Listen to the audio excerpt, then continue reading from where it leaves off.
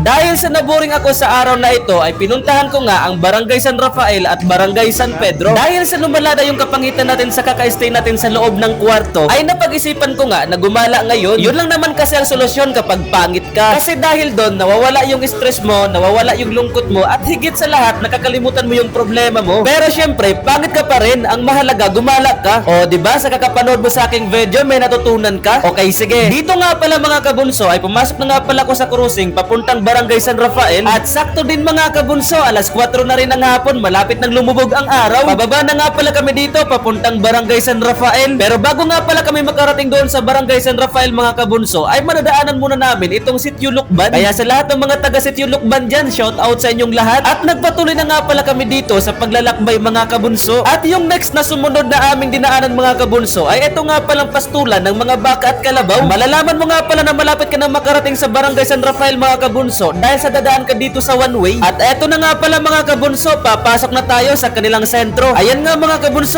nakakakita na tayo ng mga tao na naglalakad. Pero sobrang nga pala ko ditong namangha sa nakita ko mga kabunso. Nakita ko kasi dito yung aming kapilya. Grabe, sobrang ganda. At yun nga pala mga kabunso, nag-umpisa na nga pala tayo ditong mag-ikot-ikot. Maganda din kasi ang kanilang sentro mga kabunso dahil marami silang intersection. Tapos balita ko mga kabunso, marami daw ditong magaganda at pogi. Kaya try nating subukan kung totoo nga ba yung sabi-sabi nila. Kaya nung lumiko ako dito sa kanto mga kabunso, totoo nga, legit, meron nga. Ayan mga kabunso, sayang blurred lang yung pagka-video. Pero legit mga kabunso, magaganda ang mga yan. Kaya kung isa ka sa nakuran sa video, comment mo naman dyan ang iyong pangalan sa comment section. Pero sa mga oras na ito mga kabunso ay wala pa tayong nakikitang mga pogi. Kaya tamang hintay lang muna tayo dito sa gilid dahil hindi pa raw lumalabas yung mga pogi. At yun nga pala mga kabunso, may nasagap akong balita na nandun daw sa hibasan. Kaya tara, let's go, puntahan natin kung talagang legit. At ayun mga kabunso, legit, hibas nga. Dito nga pala tayo lumabas sa arko ng Puroknos. At dito nga pala mga kabunso, inumpisan ko na nga palang maghanap. Paglingon ko nga pala sa kaliwa, ayun, nandun, kumaway sa atin. Kaya pinuntahan nga pala natin sila mga kabunso, let's go. Shoutout ko si Mydol, nakapalo ko si Mydol.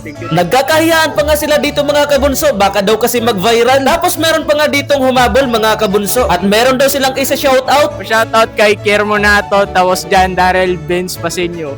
Shoutout din kay Dashley Alboro and Juma Rabi.